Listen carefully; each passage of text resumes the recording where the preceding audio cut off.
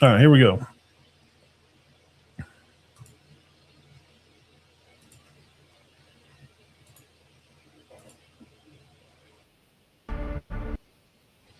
There.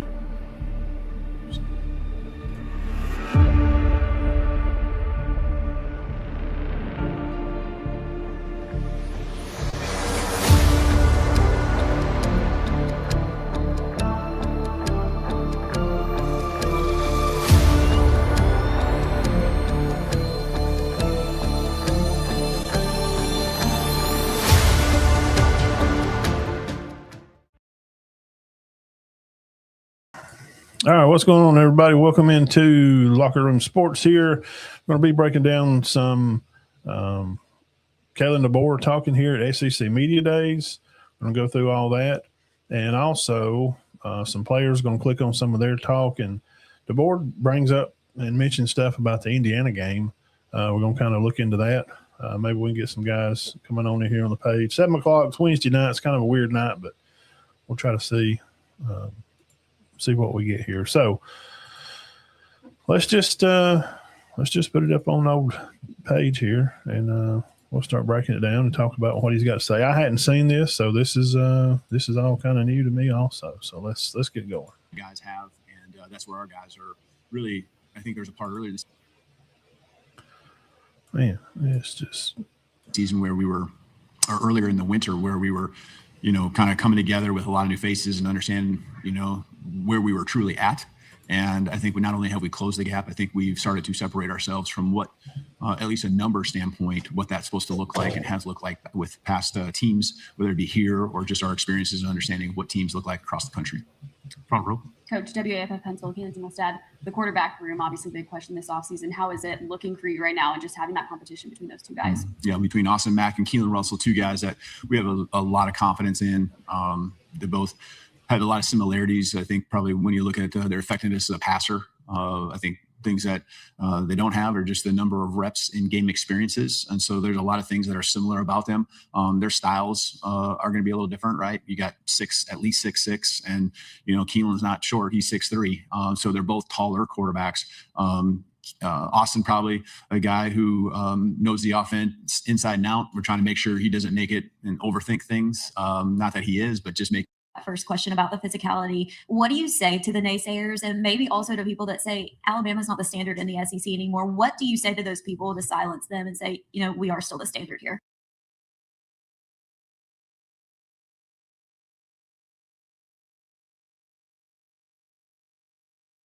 Well, I mean, for us and this team this year, we have to go out and we have to get the job done. We got to go out and prove it. I think you can look back to last year and you don't just accidentally win 7 out of 8 games in the league, go to a conference championship, win a playoff game on the road without having a resiliency of toughness, both mental and physical toughness about you.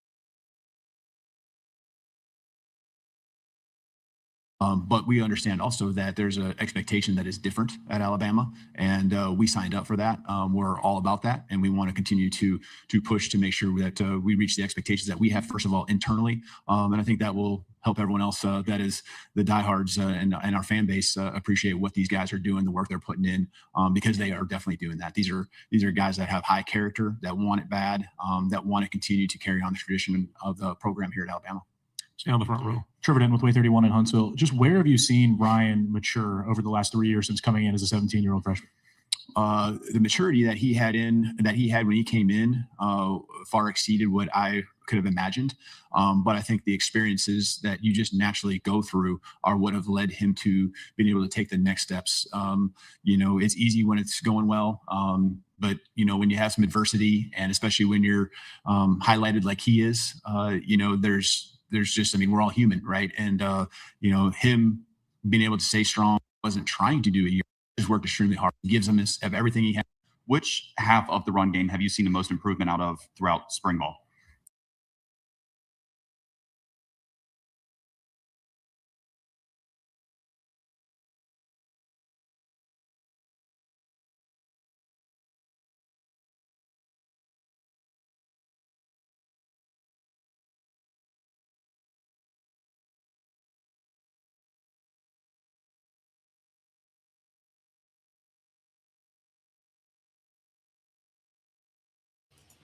There's no way that you can expect a team not to come in the SEC and not be able to run the football and be categorically, just being in the SEC period, running the ball is key.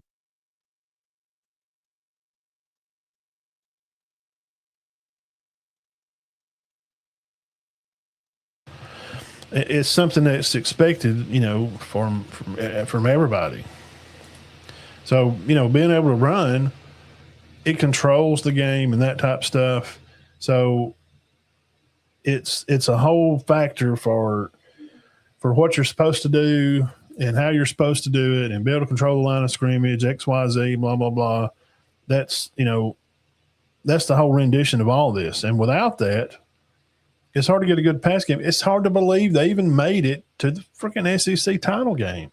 It's hard to believe they even made it and they had 7 starters out. So I don't know. That's pretty tough. I would say the most improvement. There's pieces to it. I think I would add in there the tight ends as well. I think can really change what your run game, or can help add really change to the change of your coming. run game. And guys, Caleb Edwards, Marshall Pritchett, Josh Ford, guys like that who are a year older. Caleb was just coming to us a year ago, and also gets thrown on the football field. Took some reps all season long. But Marshall understands things, and his physicality is greater. Josh brings that demeanor. Getting back to your question, I would say, all of our running backs haven't had a chance to take those reps, mainly due to this injury status that, and EJ in particular. But there are certain. Yeah, I seen Crowell. He's like in a walking boot. He was on a scooter at the spring game. If it's high ankle something, man, golly, that's months. It's better you break your ankle. They can set it. I'm telling you, it's what I've been told. So he's got to be healthy. And they're talking about him. Like I love my guys at Luke and them and Jimmy Stein at Locked on Bama. If you ain't found them, type in Locked on Bama. I watch them every day. They're kind of funny. They have a good time, but they're informative. They're thinking like EJ's going to lead the team in rushing. I don't even know if he's had a lot of practice because he's been hurt. I don't know. Things like Daniel Hill, just body transformation, because he's been healthier this offseason. Yeah, Daniel's been healthier this off. Last year he had a mess of being hurt. Jam was hurt half the season. Had a lot of guys hurt last year. I don't know. I don't know what the MO is there, but there's not the depth of any college teams anymore. This 105 roster starting this year, there's not 130 people there anymore. Who you have has got to be healthy. Kevin Riley continued to grow and get better. I like Kevin Riley. I think those areas have happened, but I would say that the offensive line is the area where I've seen just us improving. Again, we got to go out there and prove it. Our guys know that. But right now, all we can do is focus on where we're at, and that's the summer months. These guys putting in the work individually. We put the pads on here in just a couple weeks. Front row and then pass it over. Okay. Ryan Fowler tied 100.9 in Tuscaloosa. Coach, we talk a lot about different positions, but I want to ask you to break down your special teams, kicker, punter, and return specials. Yeah, kicker between Talty and Lorcan Quinn. I know we have talented players, and I think and Connor is an extremely talented player. He just consistency at times, and again, he made, I think, the harder kicks at times throughout the year, which shows his ability level and also his ability from a mental standpoint to recover. And now he's just really honed in on making sure that, he's more consistent and steady. Lorcan has all the tools as well. Distance, accuracy. He's older. Can't say he's got more experience being in stadiums like he's going to face in the SEC. So I think that's going to be something that he'll have to work through. But both of them, I feel, have that ability, and we'll have one, a guy that can get the job done. The punter situation will be new. We got some guys between Adam Watford, Alex, and Anderson that are all guys that have legs that can get the job done. And then, from a long snapper standpoint, we have a good competition there, and guys that are more than capable to get the job done. Front row. AP Stedham, AP as we see it. Coach, you mentioned the quarterbacks are both capable. In your coaching conversations through the years, have you ever discussed playing two quarterbacks?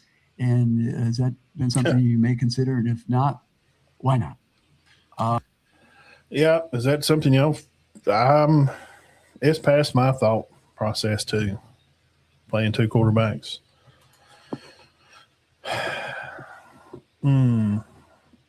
Yeah, maybe so. Maybe so. We could. Yeah, that's possible. They always say if you got two quarterbacks and you got nut. It's my personnel out of the shotgun. Yeah. Well, I don't think Deboer. I don't think Grubb is a 12 personnel type setup. The way they play ball, I don't think they do it that way. Yeah, I'm excited about Deere. He's a big guy, man. He is fast.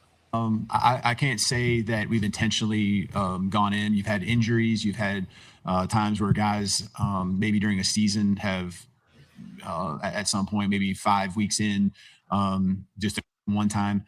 I think it's best done when you have one guy taking the snaps consistently. Yeah, I agree. But I'm not he knows he's by his production, he's one of the top quarterback, guru like coaches in the nation. He's definitely top in the SEC. I mean, Heupel is a good, QB coach. Everybody's bragged on him a lot and, things that he's done. Lane is a great play caller. Sark has been a, good play caller, but as far as like a guy that really equips his quarterback to be prepared, I think Deboer's resume speaks for itself. Not being a fan, I'm just saying. I'm not going to say that if we don't have a different way, that it was a failure and that it wasn't done and handled properly. I think we've done a great job, doing what we can to track, to push, to evaluate, to teach at the same time, these guys. And so ideally, we want to have the same quarterback start to finish. I think from a leadership standpoint, it's more comfortable that way. Guys know what to expect, both the quarterback and the guys around him. But we'll see. We'll see what happens as we go through both fall. You mentioned earlier the college football playoff win in Norman. You faced Oklahoma twice last season. Just what makes figuring out a Brent Venables defense so tough? Well, Coach Venables, dude does a great job. They lost some guys now. So we'll break down Oklahoma. Hope y'all been tuning in on Sunday shows. We've been breaking down the teams. They're going to be coming up pretty soon for another team for us to review. Probably may do Tennessee, Oklahoma this coming week. And probably we got to do Auburn pretty soon. We've done Mississippi State, Arkansas. I did South Carolina, and I'm curious about Kentucky. Got to talk about Florida. So, yeah, Oklahoma offensively, their whole team. I think they brought back about 55 or 60% of their team, but I think the more of it is offense. I think they lost some guys on defense, so. I don't want to say they're going to be as good because I hadn't really deep dived into them yet. We're just going to have to see. He's a mastermind. He does a great job, calling the defenses, and you can see what he's trying to do, but he still gets the job done. I think that's what's impressive, and he's got great players. He had great players last year, and I know he'll have great team this year as well. But players that can get the job done, doing the things that he wants them to do, talent, but they can also do it with scheme. Yeah. See, it starts with him as far as how the defense operates. I thought we did a pretty good job countering them. I thought they did a good job of countering back in the second game. It was a good game, good battle, good coaching battle. And Alabama lost the first time they played them, but should have, there was opportunities for them to win the game, and then they, went up beating them later. But There Yeah. are ways to move the ball up and down the field as the game went along. The somatic and the adjustments he made going from game 1 to game 2. To your former players, Isaiah Horton, Wilkin Formby, what kind of players are they? What do they bring to a team? Yeah, first of all, I always like talking about the person and good guys that appreciate everything they did for our program, and always going to wish them the best. Every situation is different. Guys coming into our program, guys leaving our program. As long as they've given everything they've had while they're with me, And they did. call years of snaps under his belt. Long, big catch radius. Fourth row.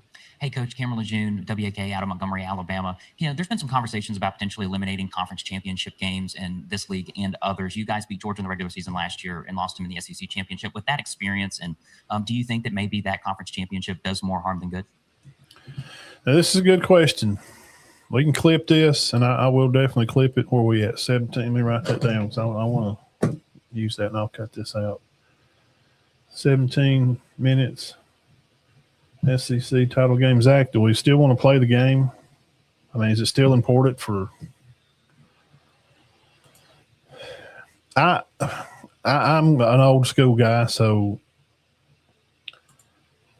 it's just there's still got to be something worth it to me that you're a conference champion. There's got to be something out there. It's just it just is, man.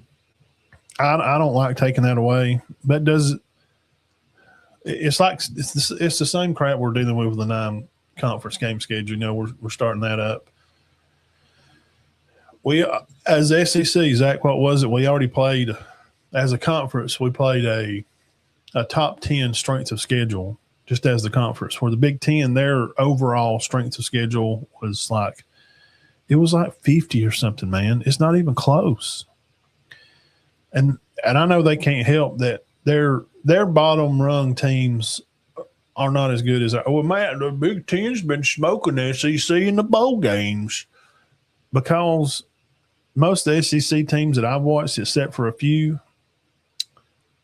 Iowa beat Vanderbilt, period. Wrap it up, put a sticker on it. But a lot of these other ones, man, they're guys, they don't play. They'll opt out and, they're leaving. So they have to leave before some of these games. They got to portal out because they want to go to another team.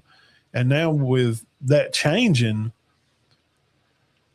I want to see how this affects guys opting out, not unless they're going pro. And if they're going pro and they don't, whatever, I don't like that. I think that's being a big sissy.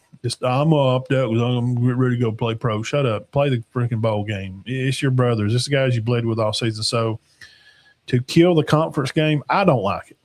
Now, y'all tell me in the comments.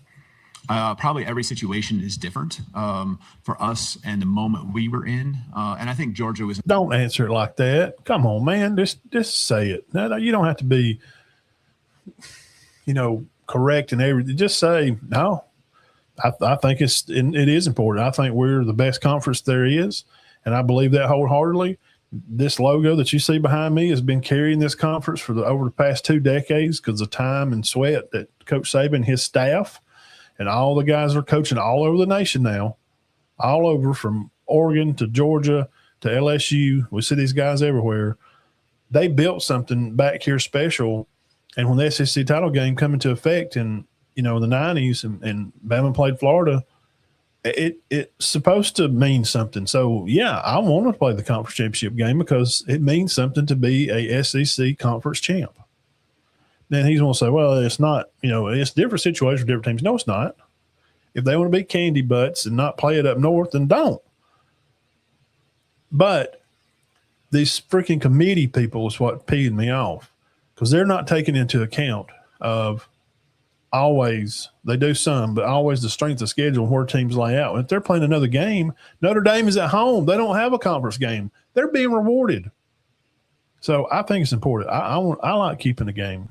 In the same situation as well from just the grind of the season, maybe a position group or two that had been hitting with the injury bug and just how that could impact you. So I'm not saying that, woe is us, and that wasn't the case. I mean, I understand that they had 7 starters out. Georgia had 4 starters out.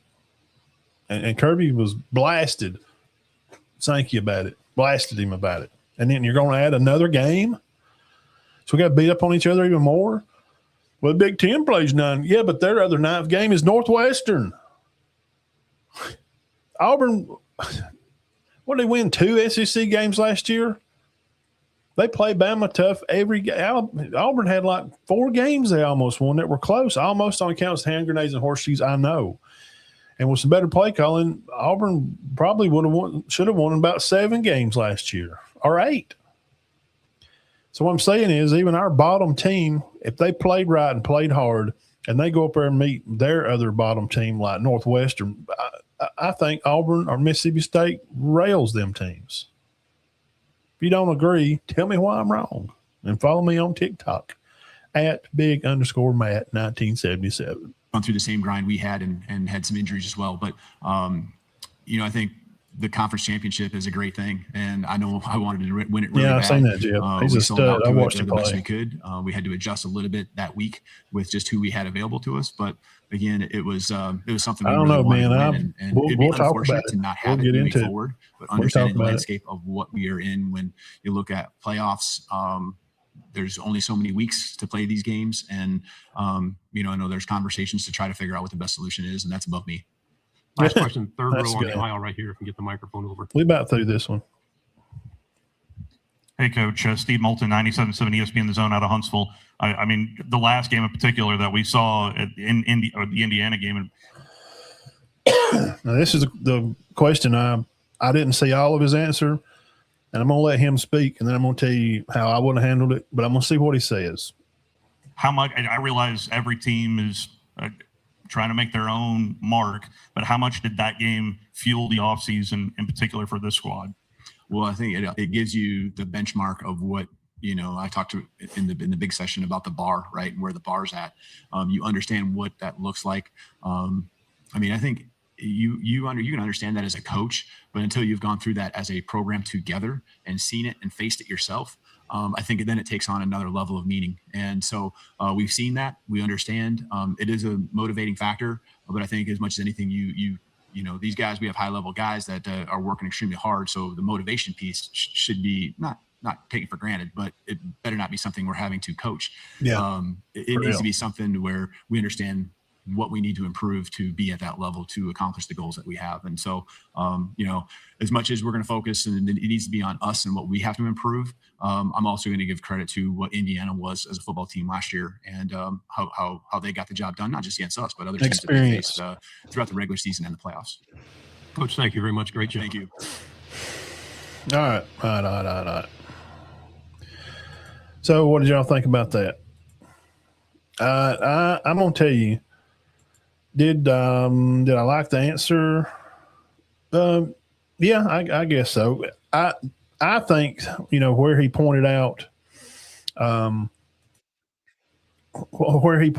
idea that, talking about Alabama Media Day, that as a program, he didn't say players. He didn't really call anybody out because we know the ones that quit at halftime. James Smith and those freaking fag bags that wanted to run off and want to get their cash. At halftime, they're talking about where they're going to project at. It's the same crap that happened in the Rose Bowl when Bama played Michigan. I got firsthand knowledge. I broke the story about the Rose Bowl weeks before AL.com, and they got 1 million views and posts for it. I got word from a coach that knows a coach that talked directly. But anyway,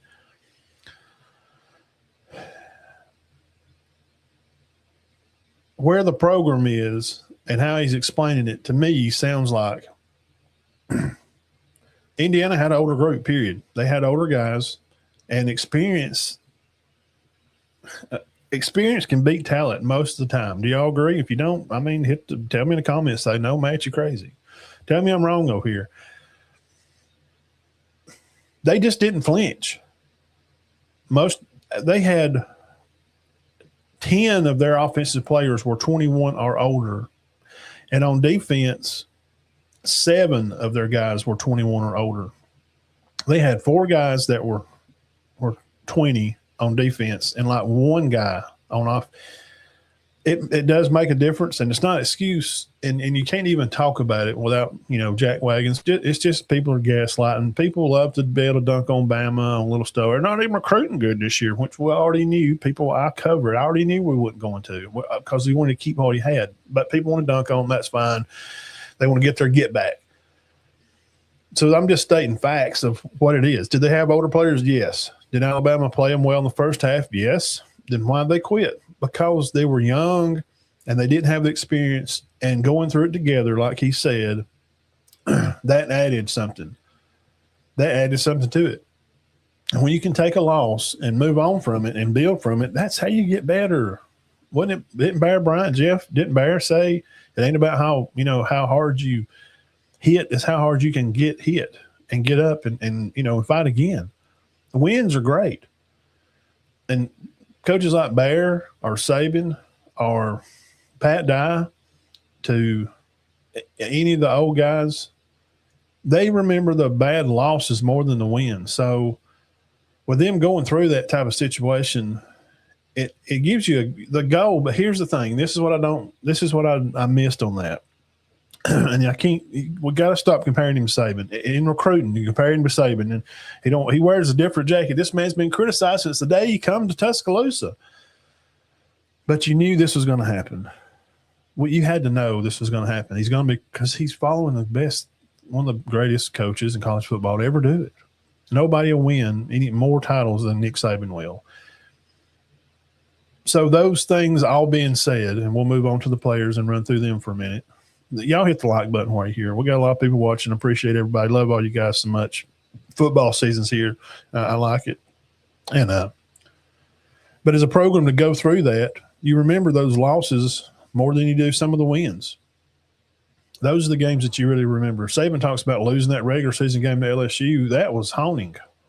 So as this team to be able to go through that and to build off of it, we're going to find out. We're going to find out if they can stay together. It's about keeping the guys, hang on.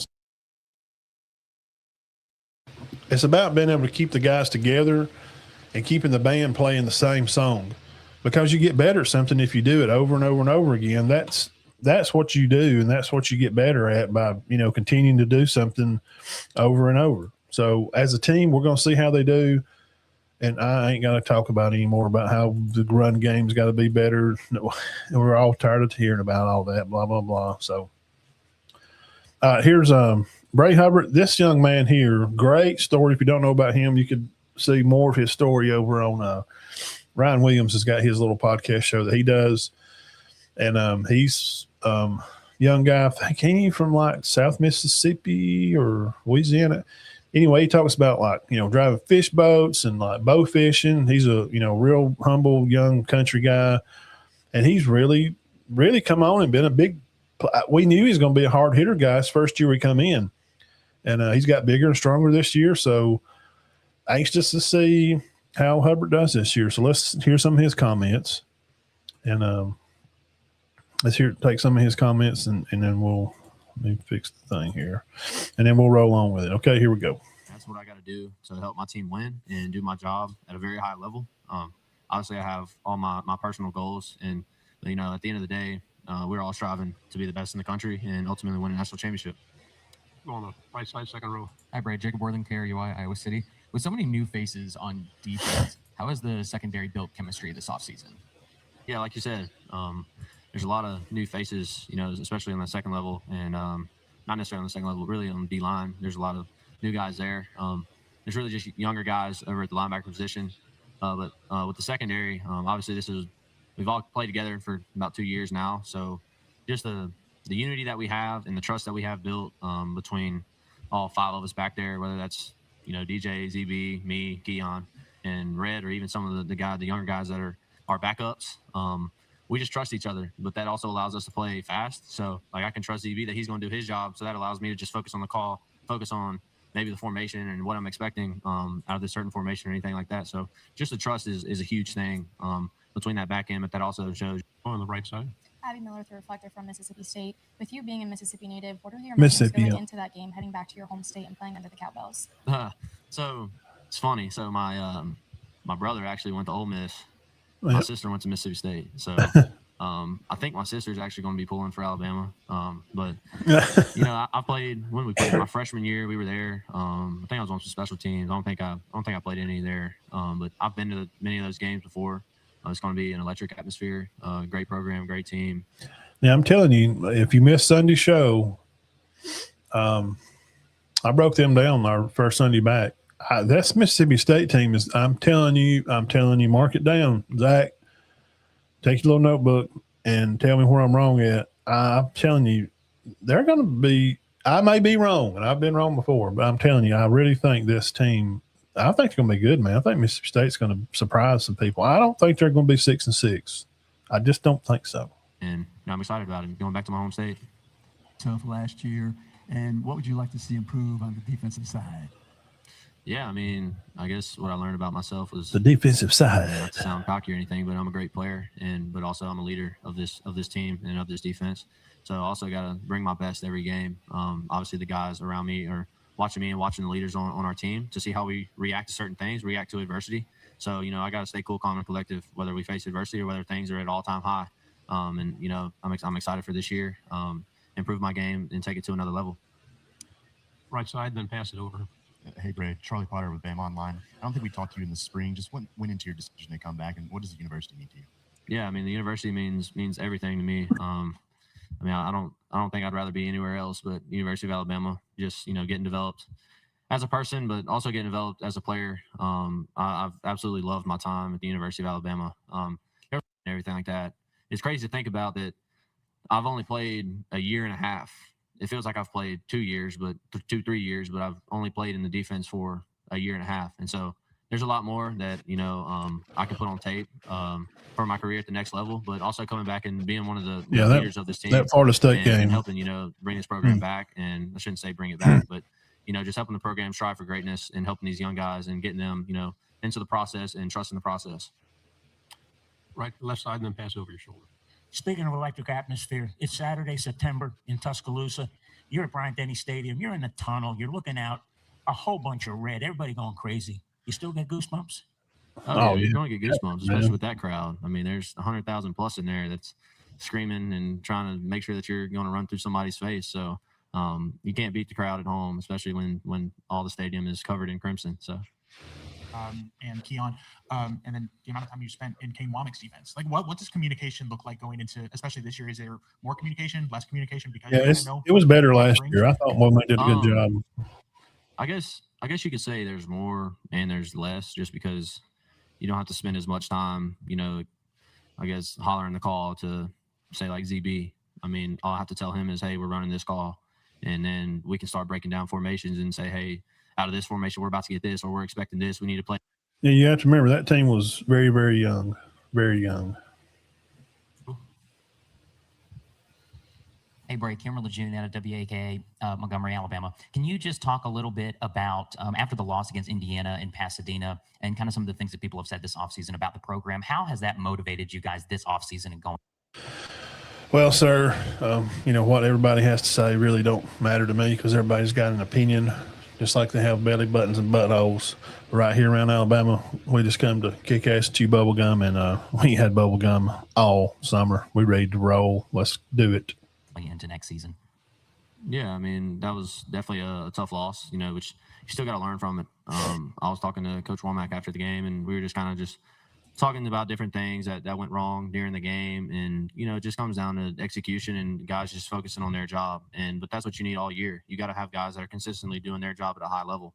And that's ultimately how you're going to win. That's how you're going to stop teams from scoring points. And so, I mean, that's when we look back at some of those games that, we had struggles with or that we lost or anything like that.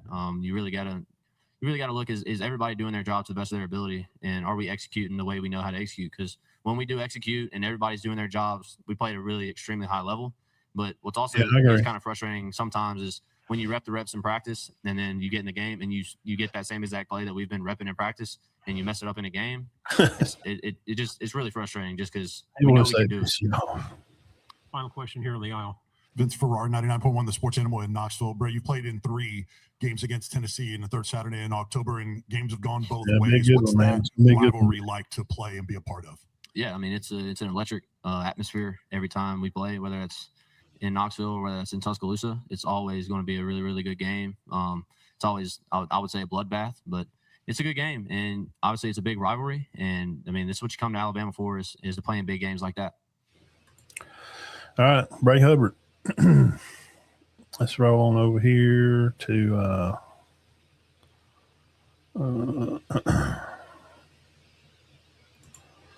see what little Romeo's doing here.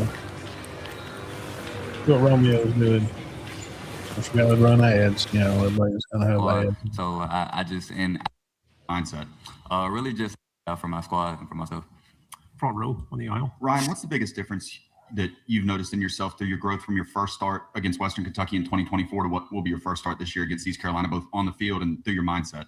Really just, I mean, with this game, you learn so much, whether that's, you know, what inside zone is, or, you know, just it's so many things that you can learn from this game. So just enjoying the process of learning and, you know, taking everything that I've learned from then until now and, you know, just being able to move fast because, you know, I've been through the things that I've been through to be able to learn and play at a high pace. Second row on the end. Leo Haggerty, Amptel Sports Draft Nation here in Tampa.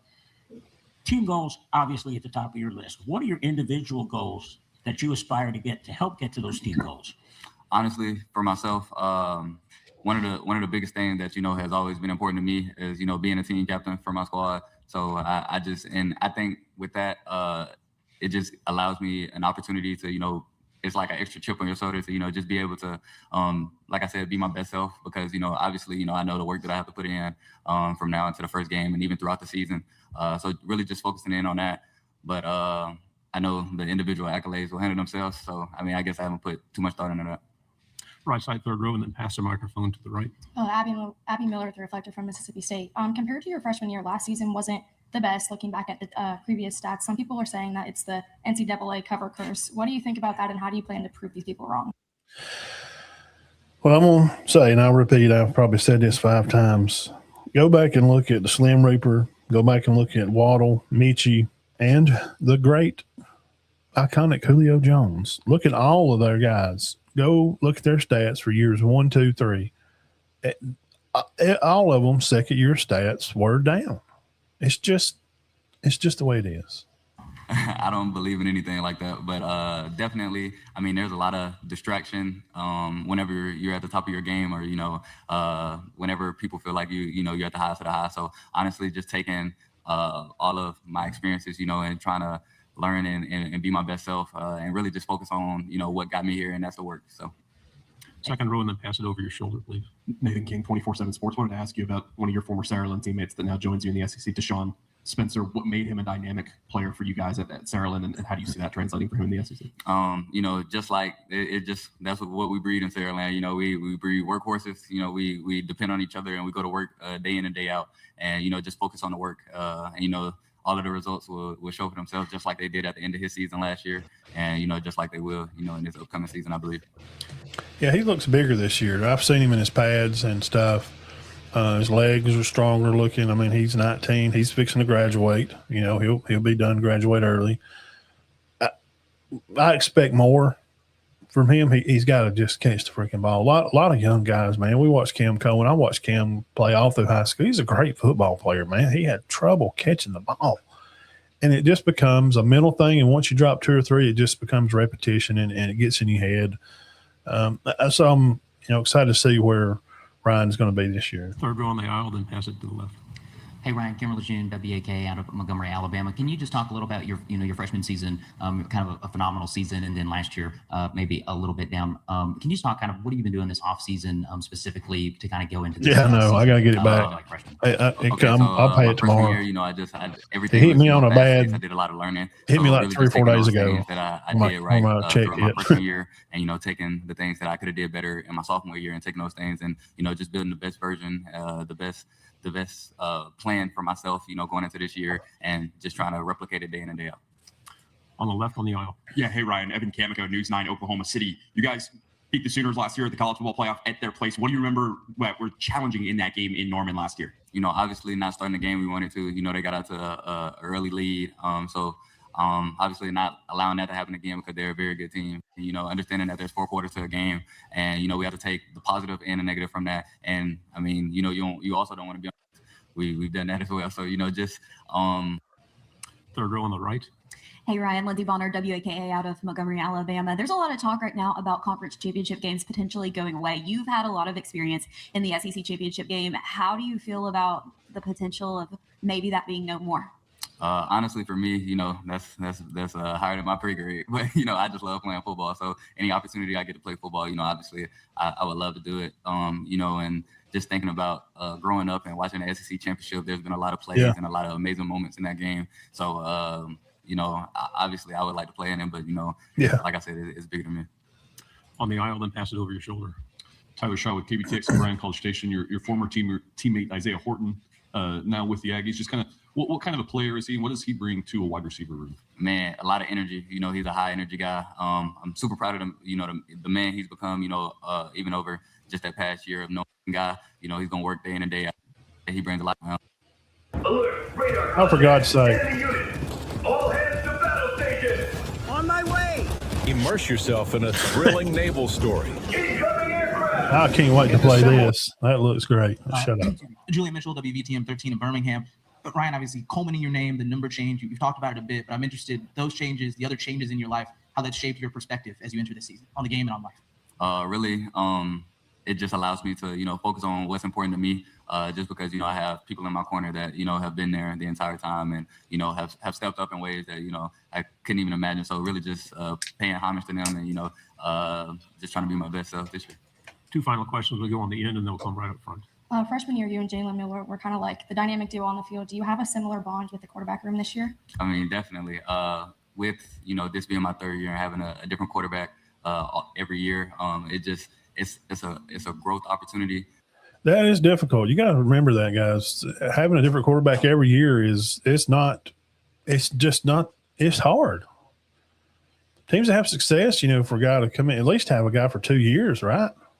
Just because, you know, I mean, you know, if I had the opportunity to play in the National Football League, sometimes that might be the case as well. So really just trying to maximize the time that I can spend with my quarterbacks, just because, you know, obviously on Saturdays, you know, we're going to need that time for them.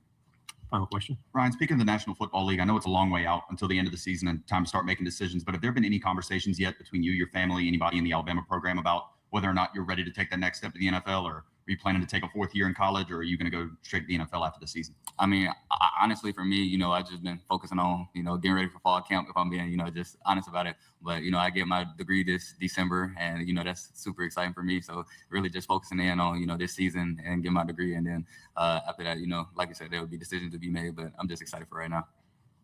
Ryan, good job. Thank you. All right, hang on here. Let's go.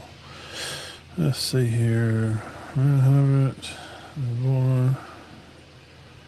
Let's check Zae Brown out here for a minute. Program pose. They're extremely well coached and disciplined team. You know, we know beating them at home and then losing. Front row. Georgia Chambers, Fox 5 Atlanta. Similar question to I asked you in the other room. You went up against Georgia twice last year, beating them at home and then losing in the SEC championship game. What challenges does this Coach Smart coach program pose? They're extremely well coached and disciplined team. You know, we know what they're going to do. They know what we're going to do, and it's about who can do it better. And it's about making the play when it's right in front of you, catching the ball when it's in front of you, making the tackle when it's in front of you. So, you know, things like when the game comes down to only a few plays, everything's important. Yeah, that's true. Second row here. Hey, Xavier Cameron Lejeune, WAK out of Montgomery. You guys have a saying a couple years now, length let a naysayer know. There's a lot of people that kind of talk about Deboer in this program, where it is now. I thought he was fixing to say it. Oh, Lord. Now, after Saban's retired a couple of years ago, despite a lot of the success you guys have had with Deboer, can you just kind of talk about that and, you know, what the side of guys that, you know, what you guys see from Deboer in the locker room? Right. You know, we're not really worried about the outside noise. And I love playing for Coach Deboer. You know, he's a great person. He's a great leader. Our success is tribute to him, really. And, you know, he's just one of those people that you just want to play for. You can't, when he talked before the game, you can't wait to go out there. And so, yeah. It's illegal to drive without car Oh, insurance for in God's almost sake. every U.S. state, but there's one thing you could try pretty much any time if you want to save money. So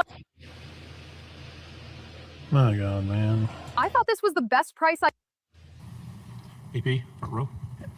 It doesn't fail, man. Being in Bryant-Denny is the best stadium in the world to me. being recruited, I never went to a Bama game until the first one I played in, and so wow, how about that? I love it. I love being there. Everyone I know you guys like to say you take it game by game, week by week, but with Alabama having a top 5 defense in the SEC, which other conference team do you see giving you the biggest challenge on the offense side? The right answer, let me go ahead and give it to you. It don't matter who we play because everybody we play is just going to get mashed, and that's what we set out here to do. We don't focus on opponents. We just focus on that team because it's the next game. Next question. Life in the SEC is a one-score game every week, every Saturday. So you never know which Saturday, you never know what holds. You know what I'm saying? And they're all one-score games. It's all tough. It's all going to come down to the fourth quarter. Second row, and then pass it forward, please. Can you talk a little bit about Dijon Lee? He was a freshman last year. Now he's going to have a little bit more of a significant role that you've seen from him in practice. Dijon's a great player. He's grown.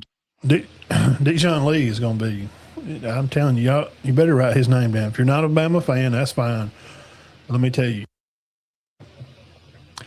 this boy can get down.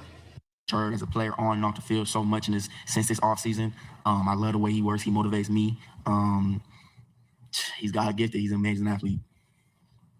On the front row here. I asked your teammate Ryan Coleman-Williams earlier about what it would mean for him to be a team captain and what that process would be like for him to become one of the 4 men to have their hand and foot stomped into Denny Chimes after the football season. Is that a personal goal of yours, or are you just specifically focused on being the best defensive back in the country? Man, I'm just trying to get ready to go ahead and beat up on East Carolina. I mean, obviously that would be a blessing if that does happen. But as of right now, I'm just focused on how I can get my team better, how I can get myself better, how we can better each other. And so, yeah, I wouldn't say that that's my immediate goal, but, obviously being a part of history would be nice. On the aisle. Hey, Xavier. Obviously a lot of reps between you guys in the defensive backfield. Is there still a lot of talk? Is there a lot of communication, or is it pretty much unsaid that, like, we know what everybody else is going to do because you have played together? One more time. What is communication like in the defensive backfield, knowing that you guys have played a lot of reps together? Is there a lot more communication? Is there less? I would say, yeah, with more trust and more time we spent together, we've been able to communicate more of being me personally more comfortable of being like, oh, what you see right here? And when you see me this, tell me that, like, and just little things like that, being able to build our trust definitely builds our communication. At Alabama here at Media Days this year. It's a blessing. I'm extremely excited. I love being here representing. He's never staying the same. That's why as a receiver. Ryan, how have you seen him grow as a receiver? Kind of could you scout your approach, what he does well as a receiver? Things like that. He just continues to get better. Like he's never staying the same, and that's why I admire so much about him taking reps against him.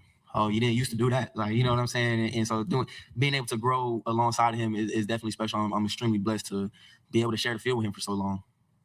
2 final questions. We'll go here and then come to the front row. Over your time at Alabama, what's been the most fun or loudest game at Bryant-Denny that you've played in?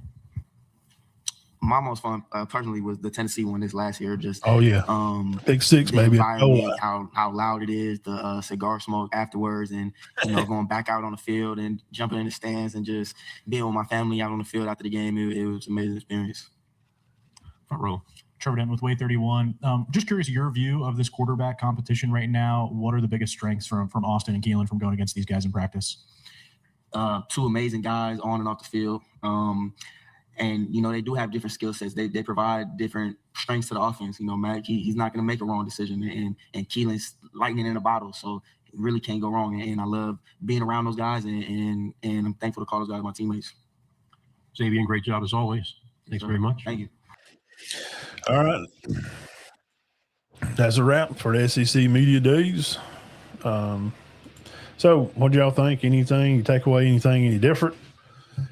Feel like you learned anything from the media days or whatever? Again, thank y'all all for coming by and hanging out here. Where did Ben go? Ben brought up something earlier about splitting away SEC and Big Ten, creating their own market.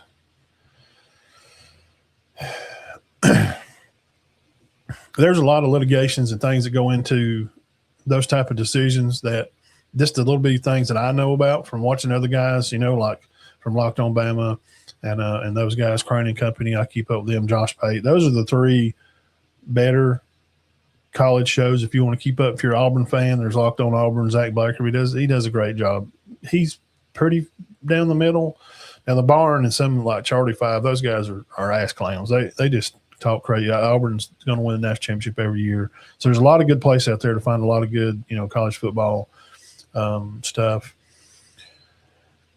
There's just not – I just don't see it being a productive way to – because what's going to happen – it's about TV. It's about money. Jeff, me and you talked about this. It's about money. It's about TV deals and TV rights. Because if you take a team like Florida State, we'll use Florida State for example, because Bama played them early last year. Take Florida State. If the SEC and Big Ten are going to have their own way, we're talking about breaking away from the NCAA. One, there's other teams that's going to want to come in and join one conference or another. Where does Clemson go? I know Dabo's whatever. Well, they ain't won it long, but they're still a quality football program. Miami, where do they go? What do you do with up-and-coming good programs like Lashley and them out at SMU? Their quarterback Jennings, it's great. I mean, they named a freaking athletic facility after the quarterback that's still there right now. That's crazy. But anyway, how you're going to acquire these other teams, because the ACC has TV rights until like 2030. The SEC's TV rights are going to run about right up to there, but the Big Tens for Ohio State, they're going to come up due before. So if they can add more teams, then they can sell, hey, we have these more teams on here, so this gives you more games, so we want more money. To Fox. Big Ten's Fox. SEC is ESPN. So you're talking about millions and millions of dollars. And here's the other point of that, and we'll move on and talk about some other stuff. Here's the other point to that. The other side to that is this. It's what about volleyball? What about track? What about those type of things that we call, Olympic sports that don't make a lot of money to the universities that are not really big revenue, shares? College basketball, the boys basketball, girls, some too, and they add revenue. But these non-revenue sharing type, the football makes so much money, it has to trickle down these to, like track and field, like I said. If they break away, what happens to those sports, these Olympic sports? Because a lot of kids can't play. Not everybody can play college football, okay? And you have a lot of girls too. And we're already trying, Supreme Court's passed something to make some sense, trying to keep weirdo dudes out of girls' sports, swimming, these type things. And we're just trying to make headway back to where we were before these loony bins, were running the country. And these stipulations with guys, fooling around with and mixing with, female sports. What does it do to girls' sports? Well, some girl, like I said, everybody can't play football, and that's the cash cow. Then what do they get to do? What does some boys do that don't? Maybe they're good at water polo, or Auburn's good at equestrian. What about golf? Auburn just won it in golf. Wheelchair basketball. I'm using Auburn here. They won it in golf, and their men's wheelchair league won championships. What happens to that if the Big Ten and SEC merge together? These are the little things that nobody really wants to talk about. These are the issues that a lot of other sports shows don't probably bring up and go real in depth. The Ruslo show, the guys from LSU and the boy from Notre Dame, I like their show too. They broke this down the other day. There's more to this, because we're just thinking about college football. College, what we do is we love college football. But there's a lot of other factors involved in this that's not getting brought up, and it's going to affect them. So SEC, Big Ten going to make their own, super league. What happens to that? Like I said, what happens to equestrian? How's golf going to get? They're going to have their own league. NCAA is not going to be a part of it. Obviously, they don't have the kahunas to hold rules and keep things the way they should be. We've seen that. What do you do? Where do you go? Where's it going to go? when I plan and set out to do stuff, I always plan and set out to do stuff like when we started this show, I had a year plan. Like in a year, where do we plan to be? Well, okay, if these two conferences link up, Jeff, SEC, Big Ten, you're talking about money and that type of stuff. And the real reason is money. It's about TV deals.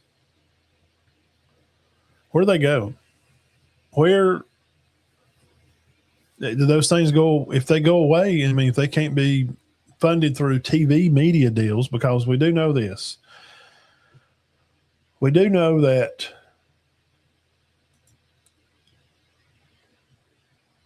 the SEC and the Big Ten have, SEC's controlled football the majority of the time over the past, 2 decades or so. Alabama, Georgia, LSU. Auburn 1-1 in there too. But what do you do without? I mean, where does it all go?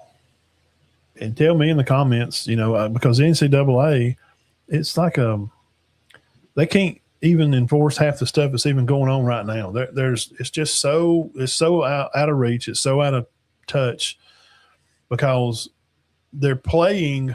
It's like little kids playing house. I kind of like to assess it that way. It's kind of like little kids playing house, to where, when you were little and you're playing house and dad dresses up and you put on a little hat and you act like you go to work and you come home and your cousin, well, that's what my experience, and is in the little play kitchen and she's cooking dinner and we're feeding the little teddy bear. That's what college football is doing. It's like NFL. They're pretending like they're, the big boys and how to keep rosters, and we've cut back to 105. You can see that now, and there's these NIL Go, funds, this system that money's supposed to run through, but it's not. We've seen A&M and LSU at the $50 million mark. Texas spending crazy money buying these players. So that circles me back to this. What happens then? What happens to, water polo team when the money just keeps pouring in and they're buying these football players and they're spending $10, $20 million on $40, $50 million Miami supposedly spent on the kid at Miami, the quarterback from Duke. Well, that money could have went to track.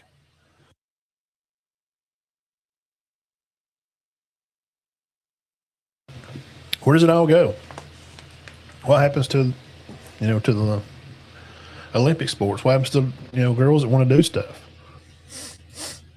CBS would love to have the SEC back. ABC would love to have the Big Ten, but the ESPN and, the Fox Network.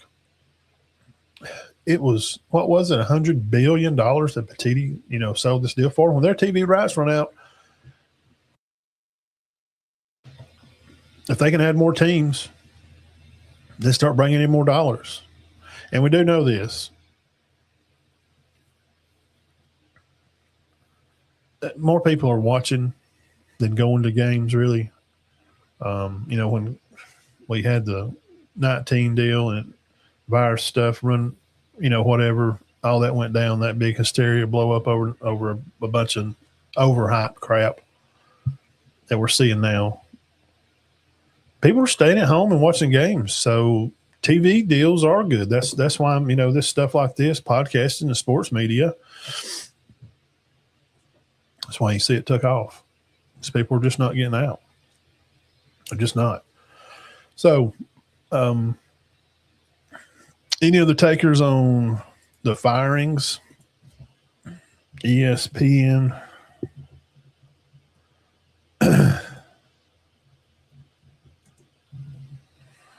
That could be a little topic we could run through.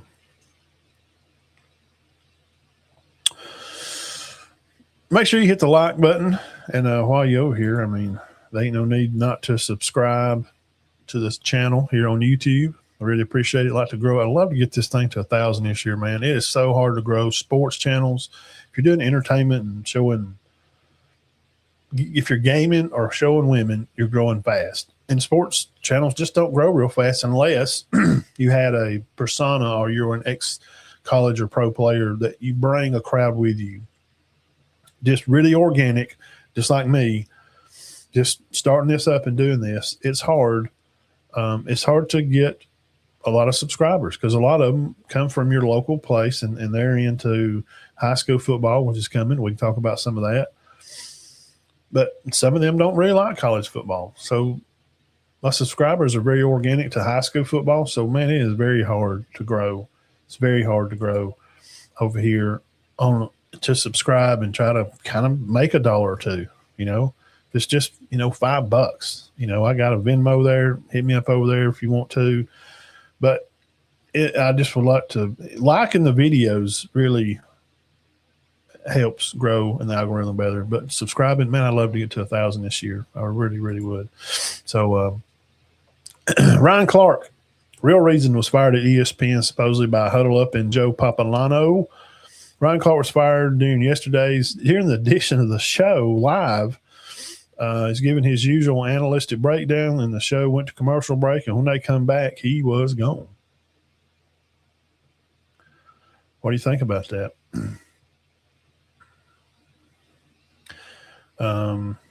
Stephen A is definitely not going to be gone.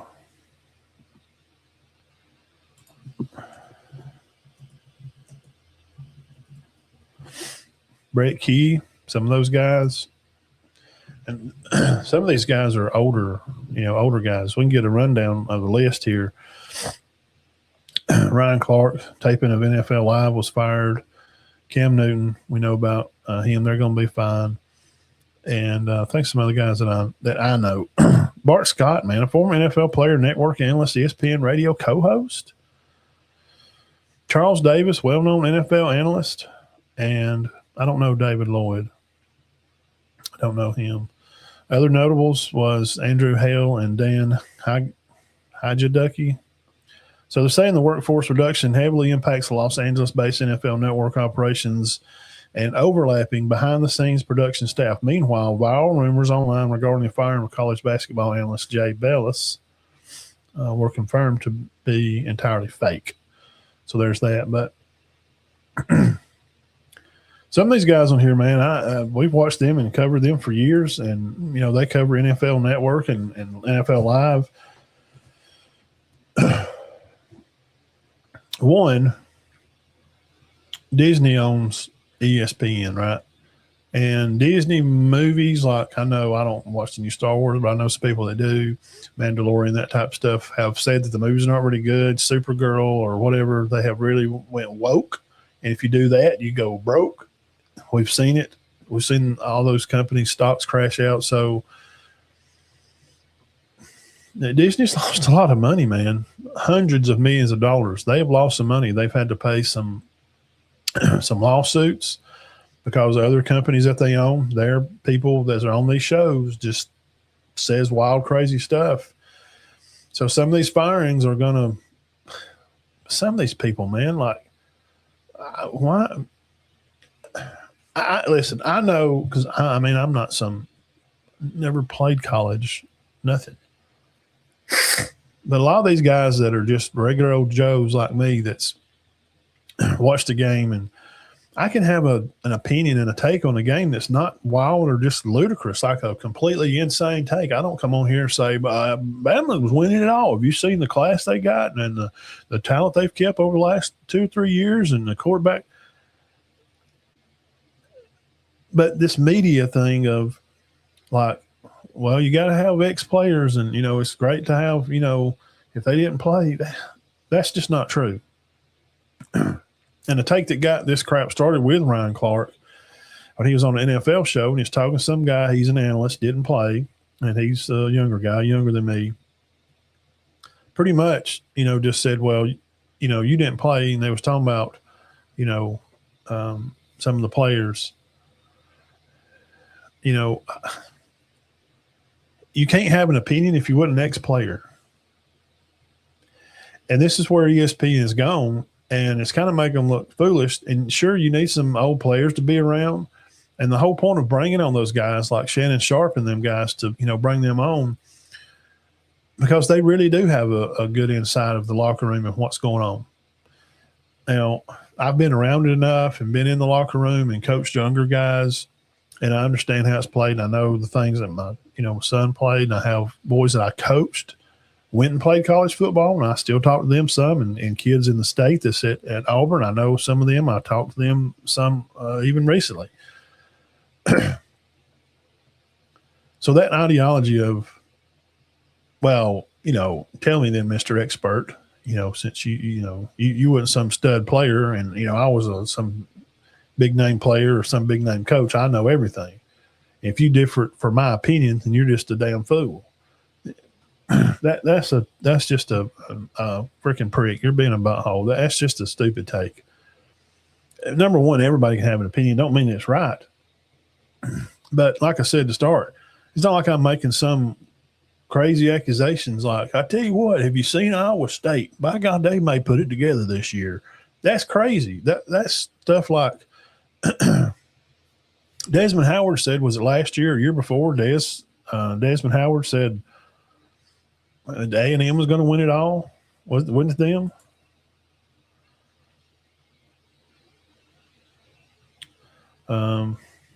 Yeah, I know. Dream on.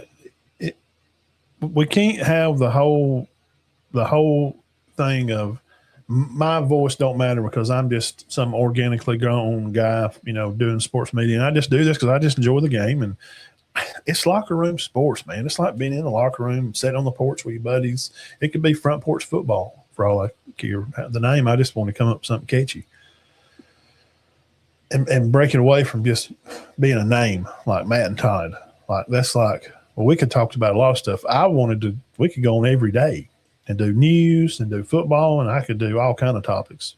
But his scheduling and stuff, he just wouldn't have sold out to want to do it like I want to do it. And that's fine. And then he's coaching and stuff. There's times he just can't. So he just can't. So I couldn't sell out to that. So just to create a show, just to talk football and have some guys on here, and I have people come by and watch the show. Some of my videos get 3,000 or 4,000 or 5,000 views. Some of them may not get but 100. So this stuff with these guys getting fired, it's just opening up the idea of it's either this. Y'all tell me what you think. Is it they're fixing to, because Pat McAfee's still there, guys. Y'all know he's around. He's making crazy money. And Pat's nearly like that guy that's like, he don't even care what, people.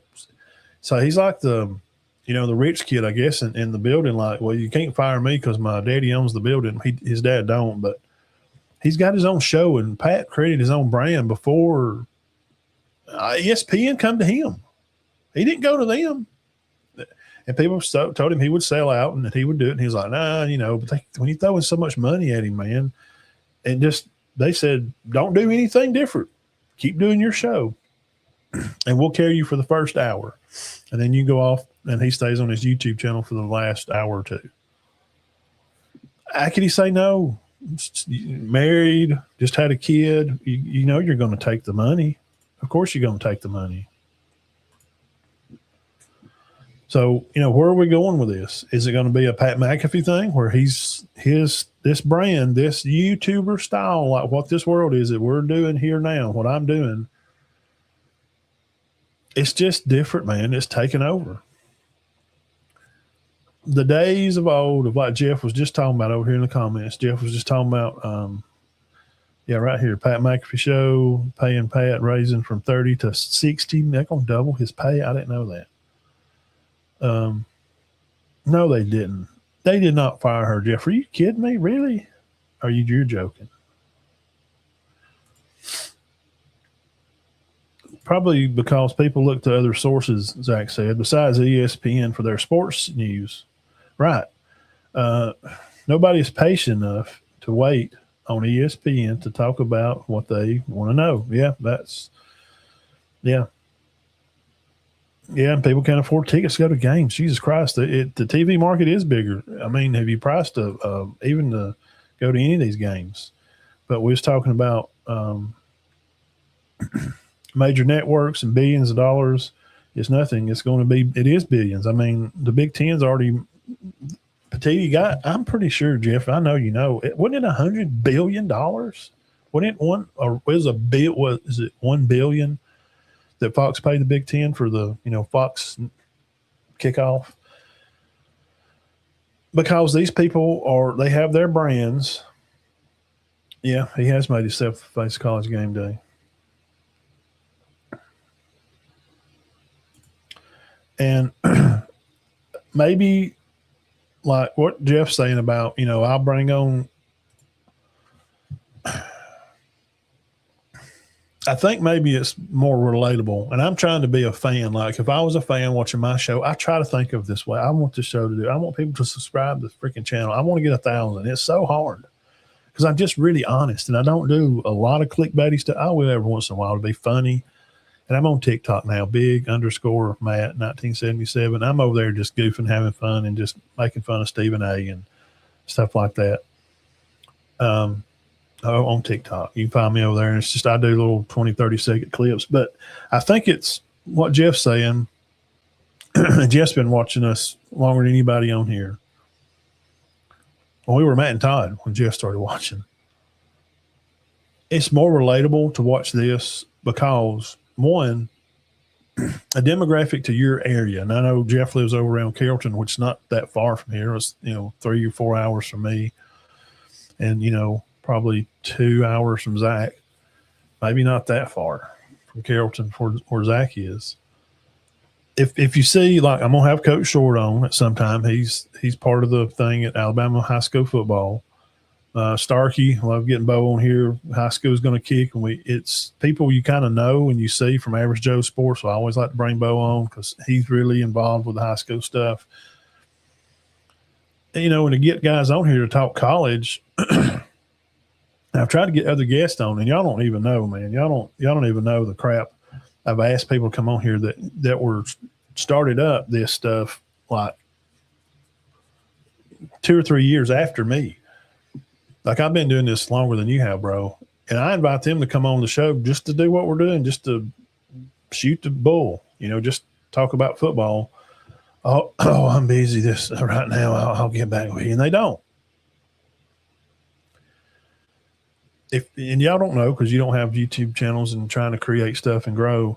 It is a cutthroat. People don't like you. They don't want to help you promote because they think if I go on his show, then it may help him and he'll grow above me. It is a jealous-based thing, and it's not that important to me to where I want to, cut somebody's throat out from under them and diss them on live air and trying to embarrass people. I've tried to get the Drew Davis guy. You see him all over Facebook. He gets thousands of views. He does goofy videos, big Alabama fan.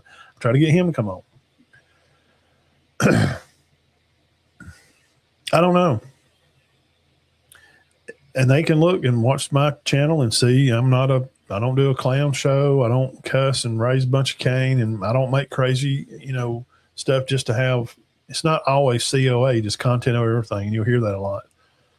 I'm just myself. And if that's not enough, then the heck with it. I guess the channel won't grow. But I'm having fun doing it. I come over here and spend an hour or two on a Sunday and maybe, 30, 45 minutes on a night or two a week here or there, an hour. We're talking long tonight, but we're talking. Everybody's still hanging. As long as y'all hang out, we'll sit here and talk about stuff like this. It's fine with me. And I know y'all got other stuff to do. Just sit around and talk ball, but to organically grow something, guys, I'm telling you, it's tough. People don't want to come on. I asked, joking with Jake Crane from Craney Company, and we started this just right before they did because it kind of that COVID thing kind of started a lot of this. People having to be in the house and want to talk football. He said he would come on, and maybe I should have took him up on it. Maybe I can, but they're so busy, man. They're working for On 3 now, and if I could get him for 20 minutes, just talk about the season ahead or that type of something, that would be great. To be able to get a name like Jake Crane. And Jake he's been in college coaching. His dad was a big name, walked on at Auburn, and his show's a little kind of funny. They have a lot of kickback stuff and they make fun of stuff, and it's good. And David Combs come on there. He played at Michigan. He played up there. So this whole thing of firing all these ESPN guys, you're fixing to see college football media. I mean, you just don't turn it on, Channel 13 anymore and watch the, late night 10 o'clock news to catch up with your favorite team, because you want to know right now. And you can know that, and we have a scheduled time we come on, but when things break and happen like this, it's a Wednesday night. I'm on only because it was Alabama had their media day. And I got to work the next 2 nights. So I knew I need to hit the fire while it's hot to put this out there, because a lot of people was talking about SEC Media Day and what Deboer said and what's, with Bama and what some of the players said that come. So people can get their info, like Zach said. They don't have to wait around. You get it right now. And the first inkling of that, when that started, I'll give you an example. I was at he don't care if I use this story. I was at Spring Garden, and it was a baseball game. They were playing a ball game. Luke Welch up to bat, and I take pictures on my phone of him up there batting. And he got a home run, and I got a good shot of the full extension of the bat out, and him, just a great looking baseball card picture. And guys, I took that picture, put it on the photo app, put the Spring Garden logo on it, and posted it to Instagram before he touched home plate, and showed it to him once he got in and put his stuff up. And, and I knew then, but once I got back into network service where I could have service again, there's some places in Spring Garden, if you can't get no service over there. There was, 50 people had already liked the picture. I knew then, and that was about year 2 or 3 we were into it. And I thought, man, that's crazy. Like, nobody's waiting to read the paper. Like when Jeff was a younger guy in his 20s or 30s or whatever, 40s, he's getting the newspaper to read about Ohio State. Get the yardage and, how many yards the running back had. And then, the other Big Ten games that he didn't get to watch because they wasn't on TV. Maybe you want to read about, the other team up north. That's not that way. Now it's here. And everybody is so easy to do it, but it's not easy to take off, because anybody can buy. This is a $90 camera, a laptop, and this mic costs more than anything I got. It's a Rhodes mic. They're $100. But just anybody can go in there and talk. So that means it has somewhat watered it down, because anybody can talk, and just people just set up in a goofy looking house with pictures of their aunt and uncle and old tractors in the background, and they just get on there and talk, and they may get a lot of views, because it's not about the camera, your microphone, your background. It's about what you say, and about making relationships with people and getting on here and having a real following of people. And we have a good solid 20 people or so that'll watch, come on here and hang out. I wish Ben would have come back on, and we could talk more about the SEC jumping away. But Anniston Star to Birmingham, Zach says in the news, against times that's the only. I mean, we had to go get those. What was those? Well, Philip Steele, he just put out his. We can talk about that if you want to. We'll bring that up. Philip Steele, put out his magazine of the top, SEC teams. You'd have to go buy the book.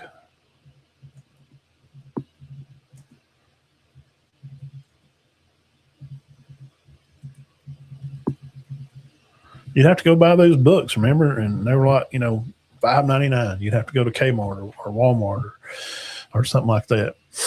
All right, here we go. We'll talk about this, and we'll get off. Everybody go eat dinner and get ready for work tomorrow. This was fun. Appreciate everybody for coming by. Make sure y'all hit the thumbs up if you're coming in late or something.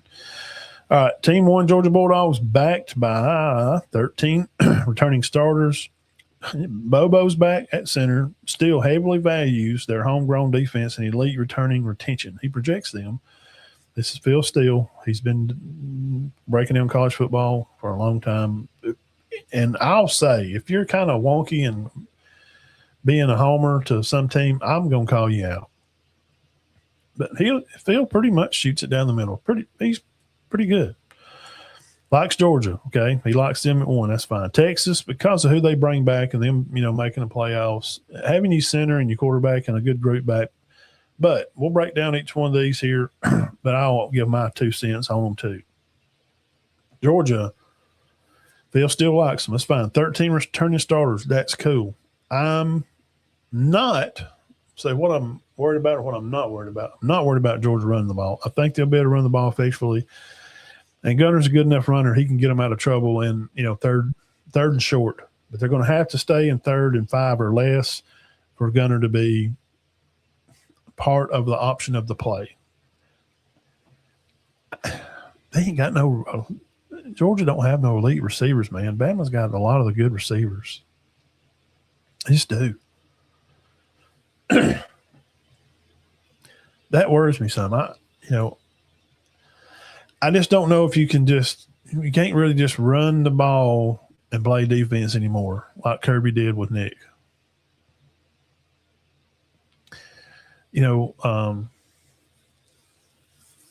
It's just too different now. You're going to have to throw it some.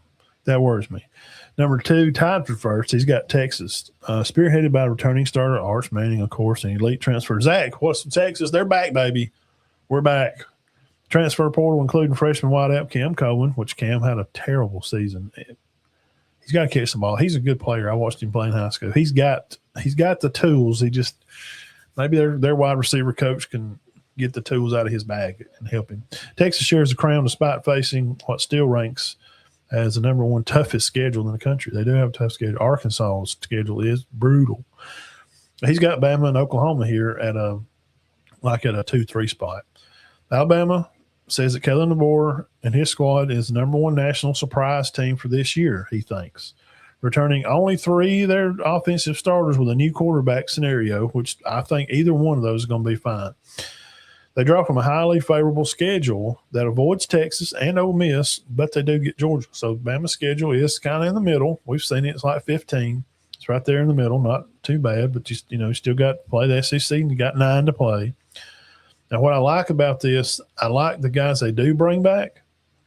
Defensively, their DB room is guys that you just watch Zae Brown and Mincy and Hubbard. I think the defense will keep them close in a lot of games.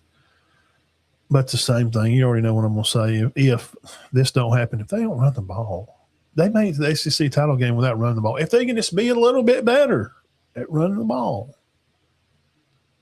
Oklahoma, 16 returners. I told you that a while ago. But Mateer, being healthy under center, still likes the Sooners as a premier playoff contender despite their brutal road slate. They do have a tough road games.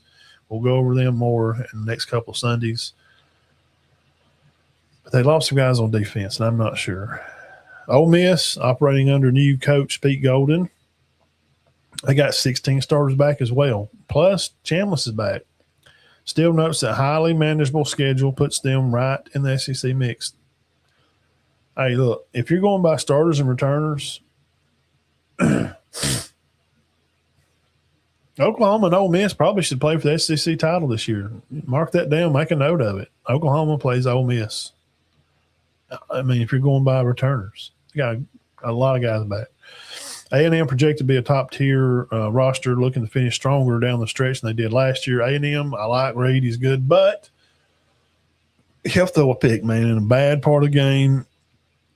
It's like 3rd and 5, and they're going to throw the ball for some stupid reason. It's 3rd and 3, and they won't throw the ball down there on like the 15-yard line, and he'll throw a pick.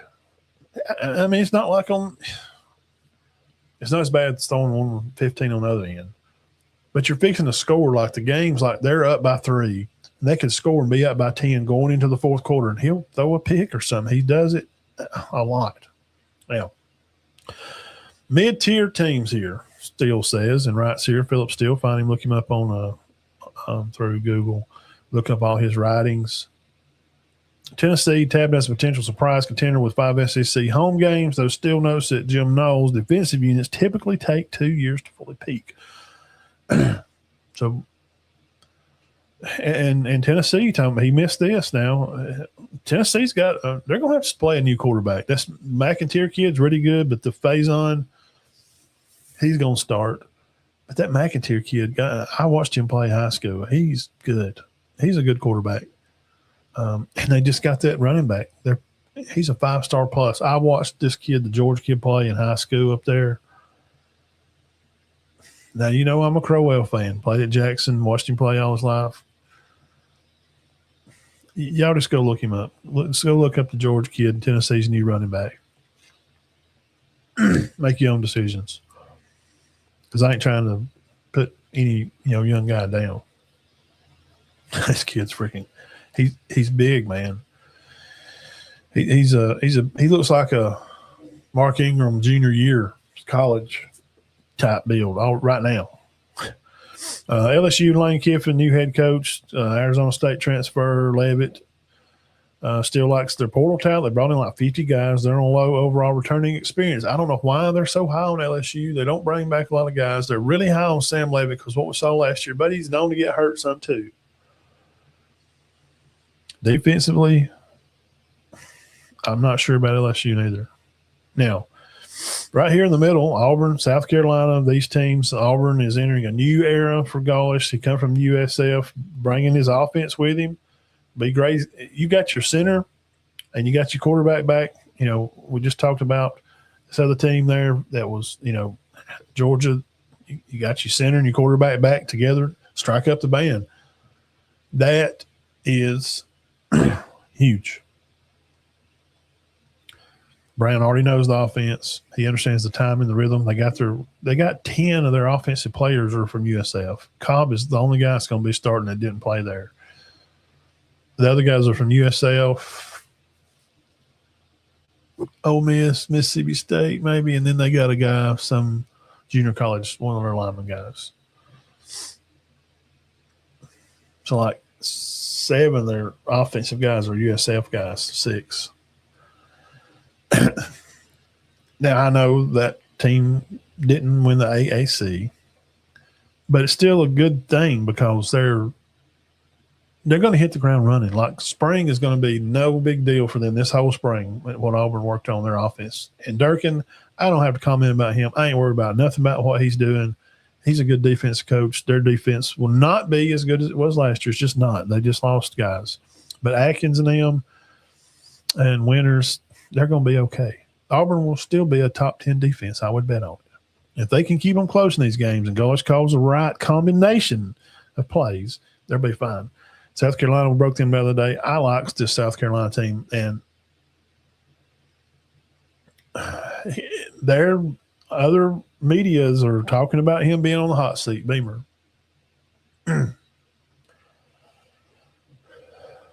There's no reason they shouldn't win 8 games. None. They could win 9. I broke them down Sunday. If you missed it, go back and check it out. Lower half, Florida, Missouri, Vanderbilt. Vanderbilt lost a lot of their people, jumping in at number 34 nationally, heavy, outperforming historical experience of Pavia, Florida. Florida features a top 25 talent roster, but is dragged down by their schedule again, man. Florida just gets drugged. Kentucky, talked about Silverfield. He called plays at Oregon, man. And their quarterback is good. I like him, how he fits. They're going to throw the ball around a lot, run it some. It's going to be key to see how Kentucky plays defense. And I'm sure we're going to break them down too. We'll get them into Florida. And we did Missouri. We like Missouri, but they lost a lot of guys. And we'll talk about Kentucky and get there and talk about them. Now, Phil's All-ACC, All-American. Bobo, going to bring him up. The centers, the Gooseby guy from Texas, defenders to watch for, the Simmons guy at Texas, the Lewis guy from Oklahoma.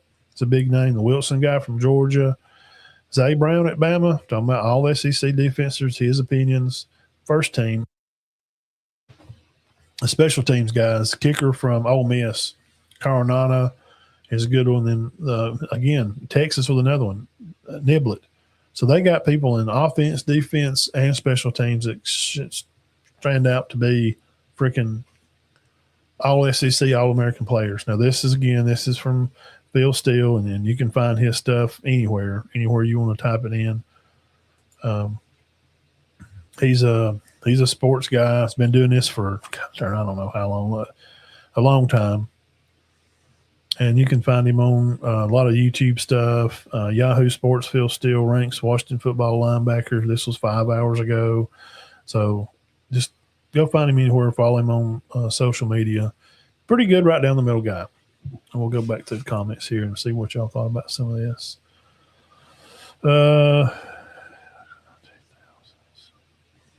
Texas is back, baby. They're back every year. Okay, he said Phil's got a podcast on YouTube. Okay. Yeah, Kirby told Georgia boosters and friends of his that he does not know. Yes, yeah, he knows some boosters. Zach knows some people that give to the school. I know you're talking about. He doesn't know if he's got 5 years left in him because of all the primes don't know about college football yet. I mean, it's gonna be a younger man's game. A lot of these older coaches are going to just kind of go out.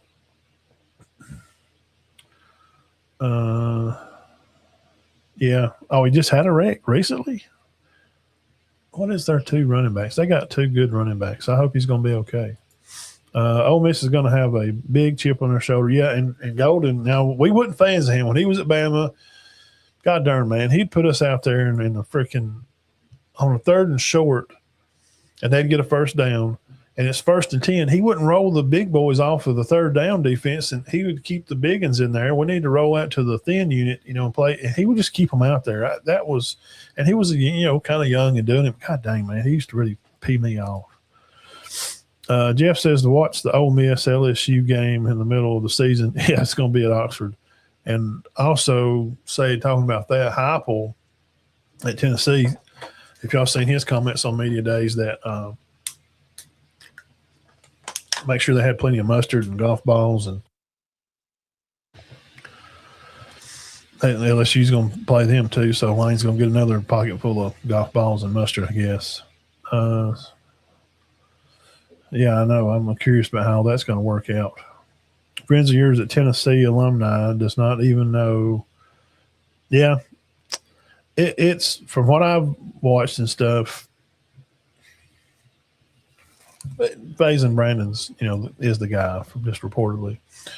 DTR 3 years in late 70s. Those fans are rabid. He attended a game at LSU. Golly, yeah, it's wild. They released Mike from his travel cage. Oh, yeah, LSU let him out. Texas players survive the Ohio State game. That's going to be an interesting game. Week one games, there's some pretty good.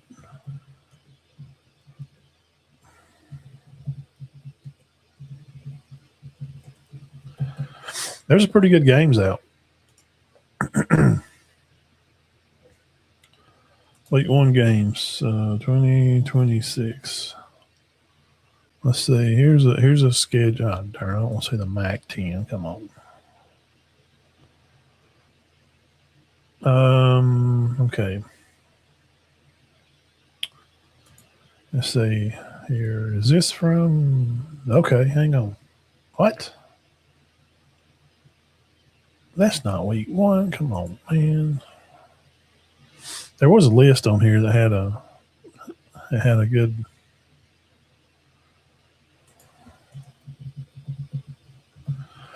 Because I've heard about some of them, but I like to see them. Not Ole Miss schedule.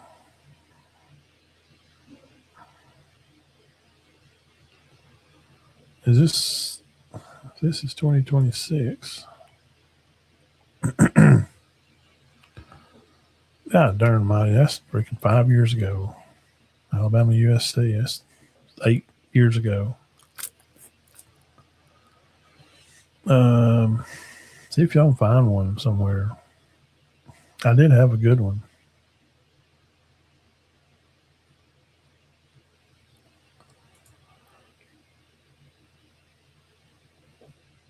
Top 39 conference ESPN.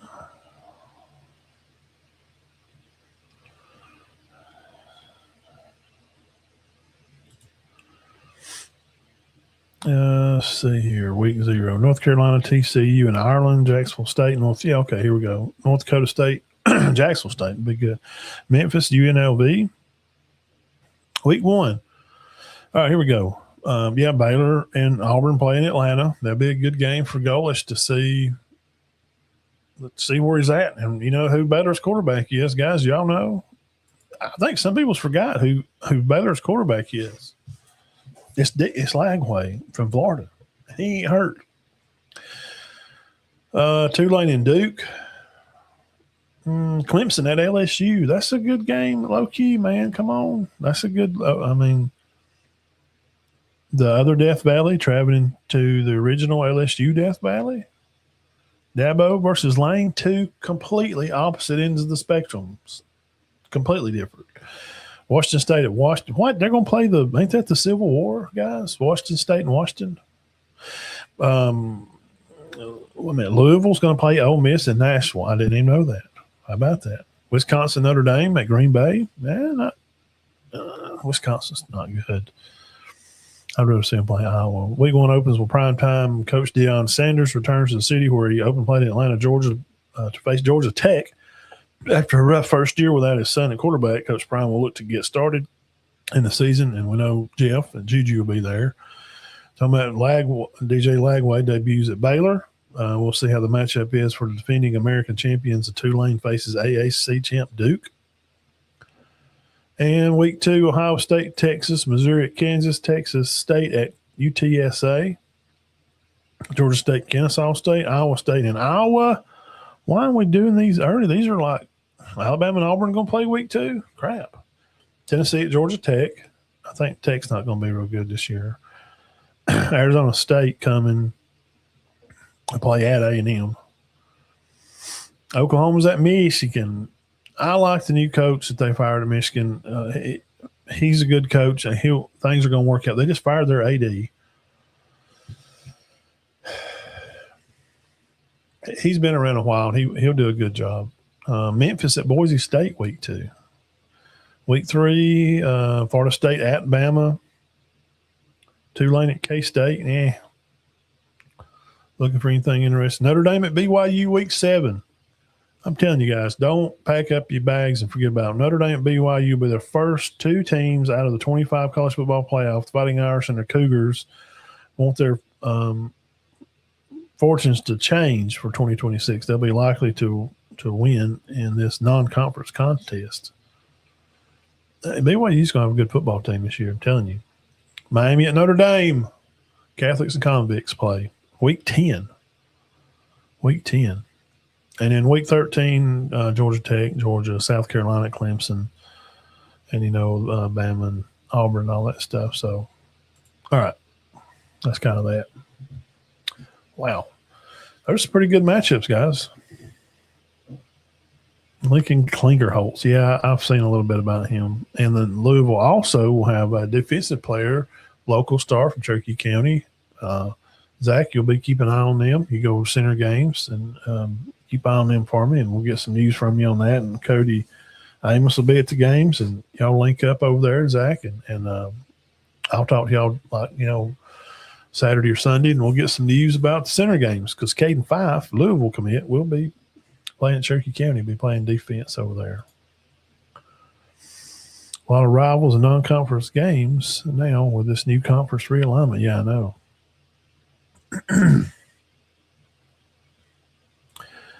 Okay, they're gonna let him stay around. I wonder what's the lowdown on that, Jeff? I ain't heard much of. I've seen a little bit about it, but I mean, I'm not just crazy concerned with the Big Ten. But what?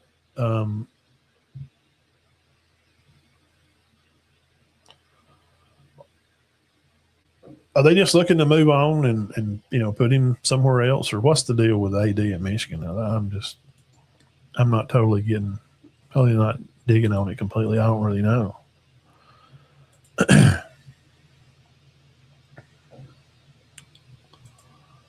Let's see here.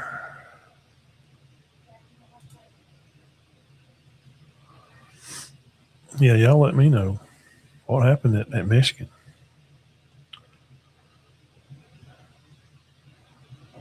Florida coach says the QB does not need to be Tim Tebow. Yeah. Ole Miss says that Golden on Kiffin, Lane, and I are great. Prize running back Gabriel George picks Tennessee over Ohio State. SEC breakaway talk born of frustration, Sankey says. Alabama's Deboer quarterback battle will be a tough decision. A&M linebacker Sanford expected back early from injury. Oh, here it is. Georgia running back. Oh, here we go, Jeff. Bam. Breaking news. Georgia running back Dodell hospitalized after ATV accident. This happened the 21st yesterday. Okay. Dante was involved with ATV accidents being treated for serious injuries in hospital in Atlanta. Bless him, Lord. Hope he's okay. Bulldogs coach Kirby Smart confirmed Tuesday. He transferred to Georgia from Kentucky during the offseason. He's from, I know how to pronounce this name. I can't right now. Picayune. It's not what you think. Picayune, Mississippi. Anyway, Kirby has said that he's injured. We don't know when his return will be. I don't know any specifics about it. Kirby went on to say he's out of a really tough range, but as far as his complete health and coming all the way back, I don't know what that looks like in terms of the year, Kirby said. He's just a tremendous kid, Kirby went on to say. His family and all love them. We're very supportive of them. Our players have been up there to see him. Okay, good. It's really a tough deal. Crap. I'll be there. I don't remember that name, though. I don't remember him being one of their starting guys. Conference previews focus on 138 FBS teams. Holy crap. Jeez. So, just talking about some early Heisman picks from yesterday. Some of the guys talking about that. Early Heisman talks. Arch Manning is definitely going to be he's definitely going to be the talk for sure. Arch is going to be the big talk. Arch Manning, you just see, can he win the Heisman, guys? Hey, y'all hit the thumbs up button, like, subscribe to the channel. Appreciate y'all for coming by, hanging out here on live. We talked about Alabama ACC Media Day. Break that down. You can rewind it back there when we get off here, and we broke it down, went right in on the show, talking, seeing comments from Deboer, talking about the Indiana game and how as a program that loss can help them grow and can magnify on things that they need to do to get better. And we watched Brown and Ryan Coleman, watched Bray Hubbard all give a little 5-10 minute talk. We skipped through a little bit of it. And, hey, see where Alabama's at and see what you think about it. If you're a fan of Alabama, hit the thumbs up. If you're not a fan of Alabama, we talk about other teams too. Hit the thumbs up for that one too. So, yeah, Summer Heisman's, wouldn't you assume that Sellers would be on the list? South Carolina? I would also probably assume that who's it, Minshew at Florida with that offense with Summerall, Gardner, the Jennings kid at SMU, probably be another maybe Sam Levitt if he can stay healthy and make a good run through it. I guess you can mention Mateer at Oklahoma, maybe. Reed, he's at A&M. There's another name put out for Heisman. Of course, the Smith kid, man, at Ohio State receiver. He had a good year last year, but is he going to have one of those, holy crap, it's my time to shine now kind of years? Could that be, and he about due one, Jeff. Yeah, there's another quarterback, Chambliss. He's going to be predicted, man, to win a lot of football games too. But it's going to be, you can see the top guys: Arch, And what would Gunnar Stockton have to do? I mean, he was number one on the list for Phil Steele's list for SEC. What does Gunnar Stockton have to do to get in Heisman talk? Y'all tell me. Scramble a little more.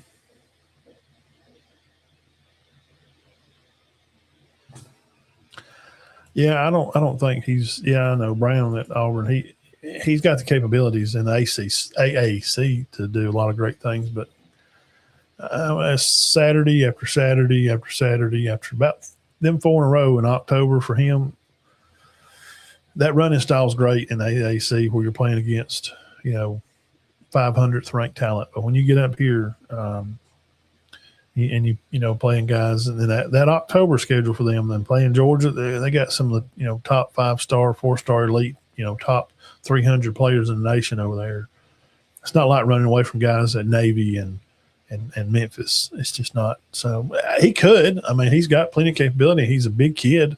I think he's smart with the ball. He's been a little trigger happy sometimes, and he throws the ball so weird. His throwing motion is he kind of shoulders before he don't have a real smooth, smooth let go like a Sam Levitt or somebody. I think Chambliss has a smooth let go. So there's, some Heisman guys. Who do y'all think, man? There's some Sellers has got to be one. Chambliss has got to be one. The kid at Miami. That's who I meant to say. Well, I don't know why I was talking about Minshew. He's at freaking Miami, not Florida.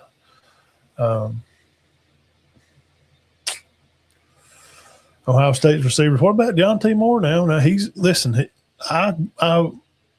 I get lucky on players sometimes. I'll catch them real early when they come in recruiting. Boom, I'll grab a hold of them and I'll really focus on them. Sometimes they turn out good, sometimes they don't. I did a whole video. It's like 3 years ago. You can go back and find it. It's Deontay Moore sitting on a couch with his legs crossed. He's holding a newspaper. And I was like, is he legit? And this is him when he went to UCLA.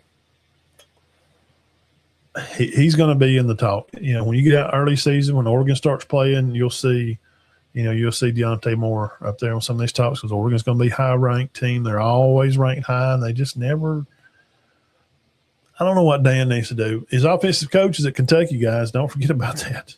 This stuff moves around so fast. Sometimes you forget, and it's, just casual fans that work 40, 50 hours a week like most of you guys. Me and Jeff are on lesser hours. What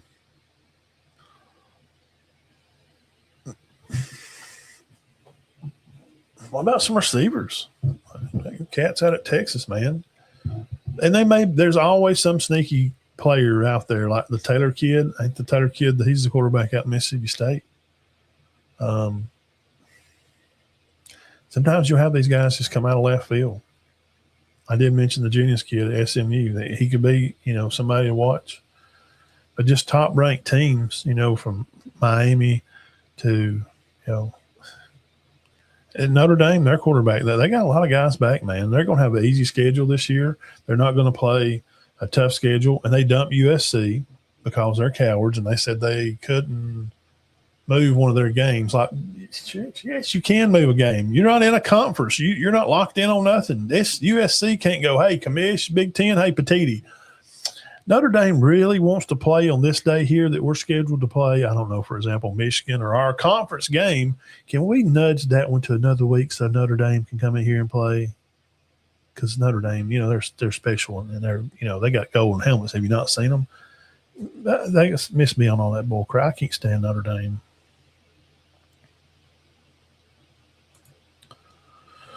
Yeah. See, I like saying. Yeah, Carr at Notre Dame. I don't know. Jeff hates Ryan Day. Hey, Jeff, why you hate your coach? He's a national championship winner, man. You got to love your coach, man. Come on, Jeff. Sayan's got some good people to freaking throw the ball to. I'm going to tell you that right now. Ohio State can throw that thing up. They should have their schedule. We can look at their schedule too. What is their? Where'd it go?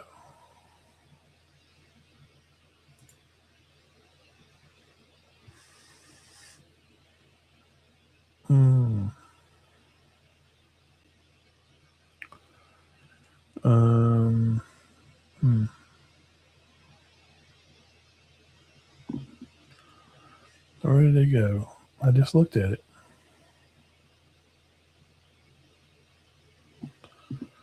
Well,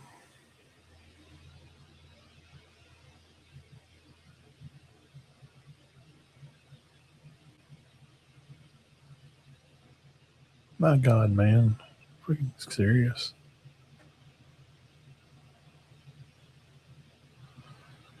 I just looked. There it is. Dang. Ohio State going to open up with a mighty Ball State. Chirp, chirp. 11:30. Big Ten Network. Ohio State will then travel to Texas. 6:30 ABC. Then they're going to play the mighty Flash from Nick Saban's alma mater, Kent State. Then they'll be playing the Fighting Illini, who hadn't been ranked in the top 20 in 30 years. Then they will be at Iowa, not a bad team, October 3rd. Then they'll be at the mighty Turtles, the Maryland Terps, Ohio State. Then they'll be at a rebuilt Indiana. Then they'll be at a mid-level USC team. Then they got Oregon. Should be a good game. It'll be at Oregon in the Rainy City. Then they're going to finish with Northwestern, which hadn't been ranked in 20 years, at Nebraska. I just don't know where they're at as a program. I don't know what Matt's doing out there. Then they're going to be in a total rebuild under 11 o'clock on Fox to play Michigan. So that looks like Ohio State has Oregon and Texas. They got two legit games, and you may could throw in Indiana if you want to. Completely new team, 3-star quarterback. All the 23-year-olds are gone. At Iowa, Iowa's never. They're a top 25 team. I'm just not up on USC. I'm going to have to. Ohio State goes to USC on Halloween. I'll have to see where USC is by that time. But the rest of them, they got 3 tough games. So if they lose their hard games, they'll go 10-2. They should rattle right around to the Big Ten championship game easily. And Oregon,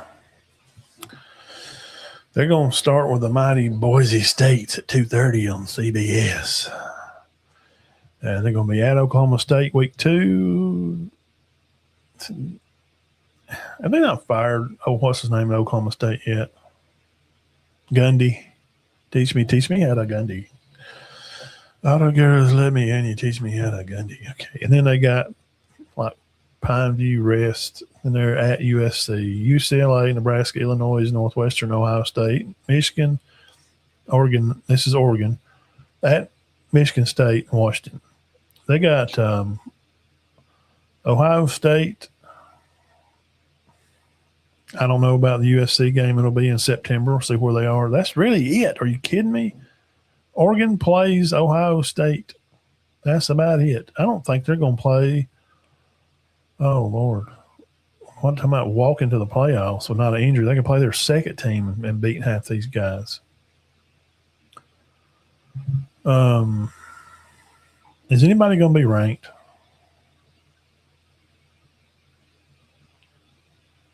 They're going to play like 2 or 3 ranked teams. Holy crack-a-moly, man. Come on.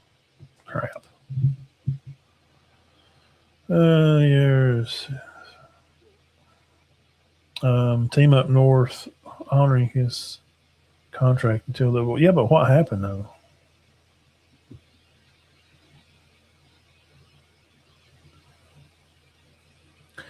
Yeah, if y'all go – it won't be 8. You play those 12, so You're going to go 8-4. Who the hell's going? 4 teams is going to beat Ohio State. Well, all them, your quarterbacks and receivers, the defense is going to be better. They wasn't great last year, but because they were the year before, there's no way. They ain't. If they don't win 10, I'd have a problem with that schedule. Oregon's probably y'all going to play 2, maybe 3 ranked. Depends on where Iowa is. They may play 3 or 4 ranked teams. Depends on Iowa and USC. Oregon's going to play like 1 or 2 ranked teams. Now I know the Big Ten can't help it that they're like Illinois and Northwestern and UCLA. They're bad, and they can't help it. And the SEC can't help Arkansas, Mississippi State, Auburn, and probably Vanderbilt again, and Florida.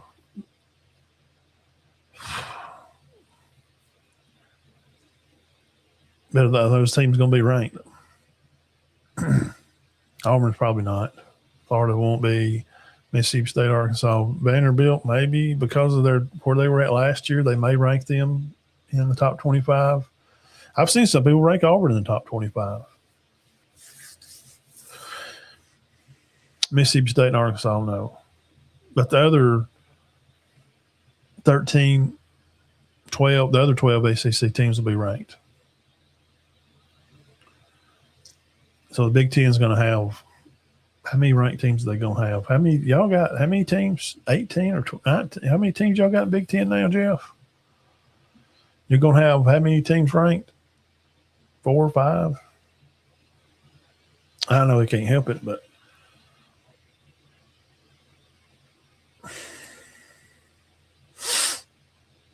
come on, Jeff, bro. He's won national championships there. Dave's a good guy. You don't hear nothing about him. He's always on up and up. You don't hear crap about him. Good family guy. That's a great thing to be. He's won your national championships.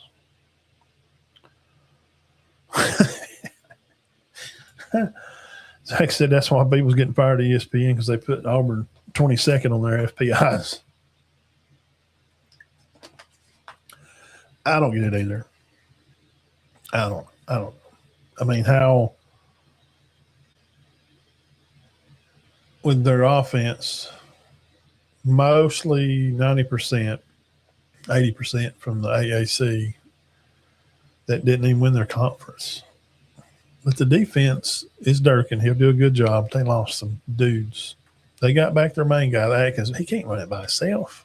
He can't do it all by himself. There's no way.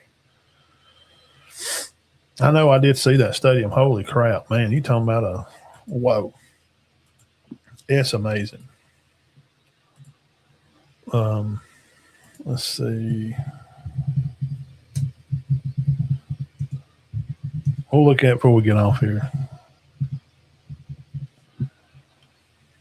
Northwestern's new stadium. Yeah. Check this out. 18 teams, okay.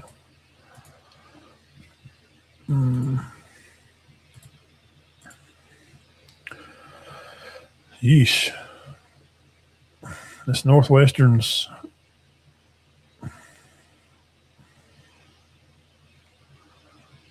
good gracious. Wow.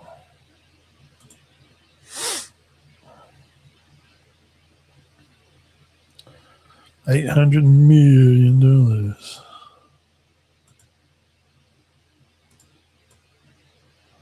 Oh, here we go. Oh, crap.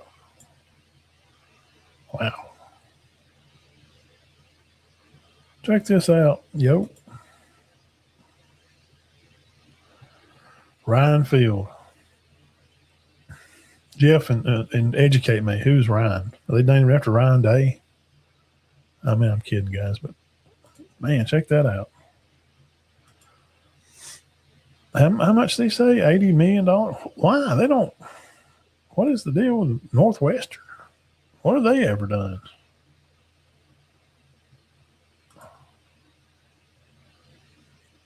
have like a studio place we can interview players out there. Shoo. Zach, check that out. Wow.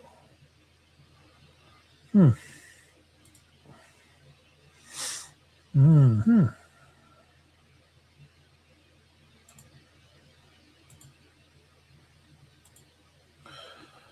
Okay. Darn. How about that? Dang. Northwestern's Ryan Field. All right, we'll end the show on that one. Northwestern's Ryan Field. They spent, I don't know, man. It's right on the lake. It's going to be cold. Yeah, absolutely. It's cold during the winter.